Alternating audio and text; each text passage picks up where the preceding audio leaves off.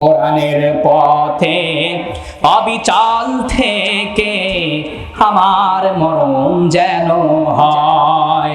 তোমারই কাছে মিনতি আমার, তোমারই কাছে মিনতি আমার, ও গো মহামহিয়ান।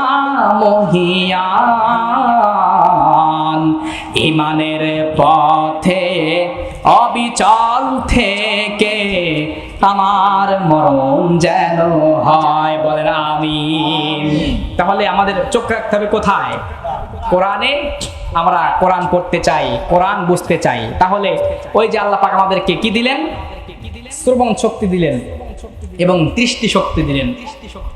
শুধু শ্রবণ শক্তি আর দৃষ্টি শক্তি দিলেই হয় না। যদি একটা মাথার ব্রেন একটা তার কেটে দিত, আপনার কানও আছে, চোখও আছে, কিন্তু একটা তার কাটা, তারে আমরা কি বলি? পাগল। সোজা কথায় কি? প্রতিবন্ধী বলা হয়।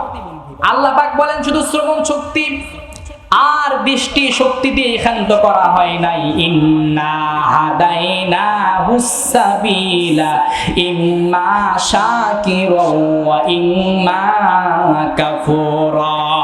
আল্লাহু আকবার। তুমি ছিলা পথ ভোলা, পথ চেনো নাই, আমি তোমার পথ দেখিয়ে দিলাম। কি দেখাইলেন আল্লাহ?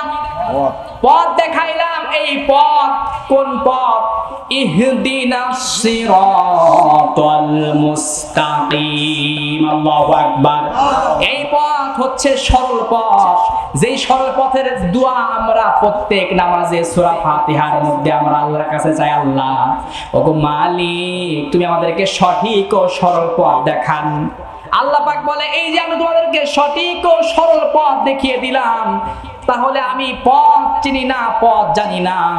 বলেন তো ভাই, শ্রবণ শক্তি দিল, দৃষ্টি শক্তি দিল, রব্বুল আলামিন পথ দেখিয়ে দিয়েছেন। এরপরে আল্লাহ পাক বলেন তাহলে তুমি আমার কৃতজ্ঞতা প্রকাশ করো। কৃতজ্ঞতা যদি প্রকাশ না করো, কৃতজ্ঞ হও আর না হও, ইন্না আ'তাদনা লিল কাফিরিনা সালাসিলা আগলালাও ওয়া সাঈরা। আল্লাহু আকবার। এত কিছু দেওয়ার পরে, এত নিয়ামত দেওয়ার পরেও যদি কেউ কৃতজ্ঞ না হয়, আমার শুকরিয়া আদায় না করে, এত পাওয়ার পরেও যদি কেউ কৃতজ্ঞতা না প্রকাশ না করে, এদের রব্বুল আলামিন শিকলবদ্ধ করে জাহান্নামের আযাবের মধ্যে আল্লাহ নিক্ষেপ করবে।